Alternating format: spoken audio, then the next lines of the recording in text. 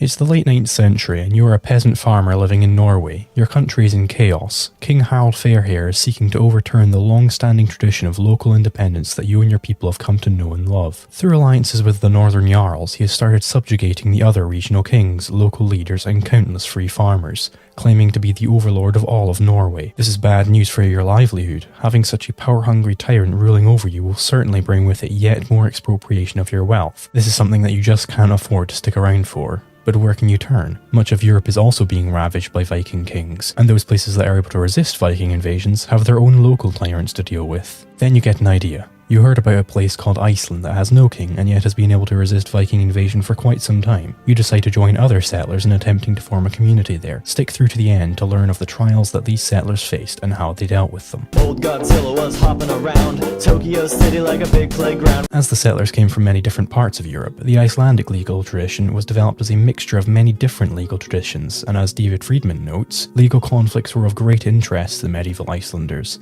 Njal, the eponymous hero of the most famous of the sagas, is not a warrior, but a lawyer, so skilled in law that nobody was considered his equal. In the action of the sagas, law cases play as central a role as battles. The structure of rights enforcement that the Icelanders came to was heavily market-oriented. Men would engage in a contractual relationship with a chieftain, called a gothi, who would act as a religious leader and an advocate in the event of any legal conflicts. The men who subscribed to a given gothi were called his thingmen, and importantly, this relationship was not territorial. The gothi had no claim to the property of his thingmen, and they were free to transfer their allegiance to another gothi at will. Iceland was not, however, entirely adherent to natural law anarchism. There did exist a national legislative body, called the Lagreta, which was made up of legislative offices of the Gothar, which were called Gothorth, where each Gothorth may be occupied by multiple Gothar at one time. These offices were treated as property and could be traded between different men or passed on to heirs. However, there was not free entry into the Lagreta. One could not simply declare himself a gothi and establish a Gothorth to start voting at the Lagreta. New chieftaincies had to be approved by the existing Gothar. However, it is still the case that this legislative body was relatively very limited in scope. As Rogic Long notes, this parliament had no budget and no employees. It met only 2 weeks per year, and Jared Diamond points out that medieval Iceland had no bureaucracies, no taxes, no police, no army. Of the normal functions of governments elsewhere, some did not exist in Iceland, and others were privatized, including firefighting, criminal prosecutions and executions, and care of the poor. Law in Iceland was seen as a private matter, dealing with disputes purely through arbitration at courts known as things. These things were either embedded in the official state structure, or were set up privately by conflicting parties and their Gothar. So imbued were the Icelanders with the norms of conflict resolution through arbitration, that they dealt with haunted houses in the same way, trying the ghost for trespassing in the confident expectation that, if found guilty, a good Icelandic ghost would respect the verdict of the court and peacefully depart. Old Godzilla was hopping around Tokyo City like a big playground. The provision of mutual aid in Iceland was in the form of the Hrepper, a small communal unit that acted to mitigate against many common threats facing the free farmers. The exact inner workings of the Hrepper is unknown, but we do know that they provided support for the poor and orphaned, ensured against fire damage and loss of livestock due to disease, and potentially many of the other insurable threats that would face the people at this time. To gain entry into the Hrepper, a farmer would need the recommendation of a member, and once in, dues would have to be paid, similarly to the mutual aid that was developed in the United States far later. However, it does seem that once affiliated with the Hrepper, farmers were unable to change their affiliation to another at will, making it a less than ideal relationship. Old Godzilla was hopping around Tokyo City like a big playground. The system eventually broke down into civil warfare in the 11th century, thanks to a consolidation of power into the hands of 5 families. These families were able to attain regional monopolies, seizing much of the farmland and chieftaincies, thus transforming into warring states. However, even with these new mini-states forming and coming to blows, the level of violence was fairly low. As Friedman notes, during more than 50 years of what the Icelanders themselves perceived as intolerably violent civil war, leading to the collapse of the traditional system, the average number of people killed or executed each year appears, on a per capita basis, to be roughly equal to the current rate of murder and non-negligent manslaughter in the United States. This level of violence was perceived by the Icelanders to be so intolerable that they invited King Haakon of Norway to govern them. But how exactly did this consolidation of power come into being? A major culprit is the introduction of the tithe in 1096, made possible due to the country's conversion to Christianity a century earlier. As Long explains, the tithe, used to pay church officials and maintain church buildings, was Iceland's first real tax. Previous taxes generally turn out on closer inspection to be voluntary exchanges of fees for service. Assessed at 1% of the payer's property, it was also Iceland's Iceland's first graduated tax. Earlier fees were one size fits all, and so it took in much more revenue. And more importantly, the tithe lacked a competitive element. Recall the non-territorial character of a chieftain's jurisdiction. A chieftain's temptations to self-aggrandizement were kept in check by the knowledge that if he acquired delusions of grandeur or charged too high a price for his services, his clients could abandon him for a rival. But the tithe was territorial.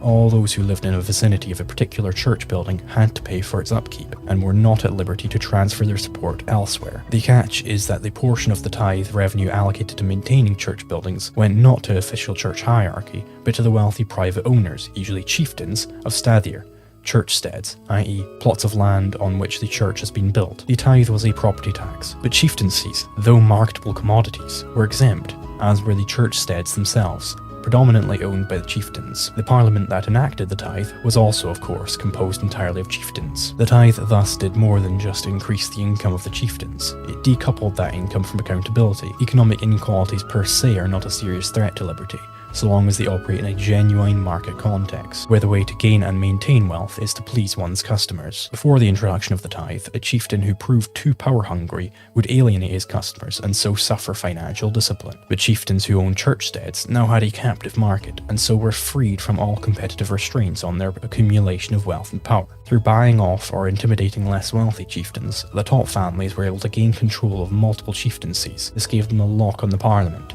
enabling them to pass still further taxes. It also decreased competition among chieftains, allowing them to charge monopoly prices and drive their clients into a serf-like state of debt and dependence. The Icelandic system did fall through an inherent flaw then, but not the one Diamond imagines. The Free State failed not through having too much privatization, but through having too little. The tithe, and particularly the portion allotted to churchstead maintenance, represented a monopolistic, non-competitive element in the system. The introduction of the tithe was in turn made possible by yet another non-competitive element: the establishment of an official state church which everyone was legally bound to support. Finally, buying up chieftaincies would have availed little if there had been free entry into the chieftaincy profession. Instead, the number of chieftains was set by law, and the creation of new chieftaincies could only be approved by Parliament, i.e. by the existing chieftains, who were naturally less than eager to encourage competitors. It is precisely those respects in which the Free State was least privatised and decentralised that led to its downfall, while its more privatised aspects delayed that downfall for 3 centuries. As Hoppe has explained, unlike firms in a free market who live or die by public demand, the state lives or dies by public opinion. In short, as the state is made up of a relatively far smaller subset of the population than those producers, homesteaders and traders who are expropriated by the state, it relies on a state of favourable public opinion in order to continue its expropriation. Hoppe describes this as being analogous to the Marxist notion of class consciousness. That is, on the one hand, when the class consciousness of the expropriated class is low, their opinion of the exploitative methods of the state is that such exploitation is a good thing, or at least something that should not be actively resisted. And on the other hand, when class consciousness is high, public opinion is such that the criminal conduct of the state in its expropriation is something to be resisted. We may apply this analysis to medieval Iceland as a means to determine the root of its failure more fully. Initially, as the settlers in the 9th century set up the legal apparatus, the public opinion of Icelanders was very much in line with natural law. That is, many Icelanders were directly escaping the exploitation of states back home, and thus would be apt to resist any attempts at exploitation in their new home. This is why we see no taxation in early Iceland.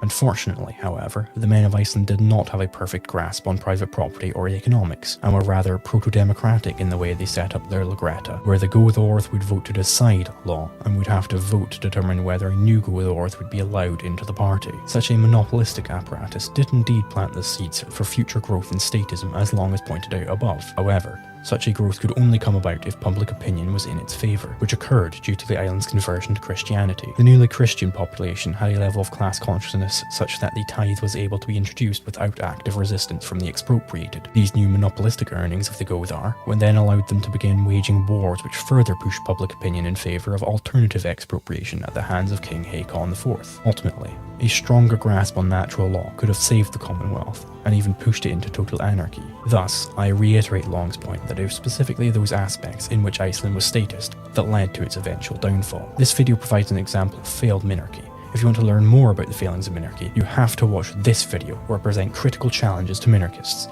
This will allow you to more deeply understand the topic at hand.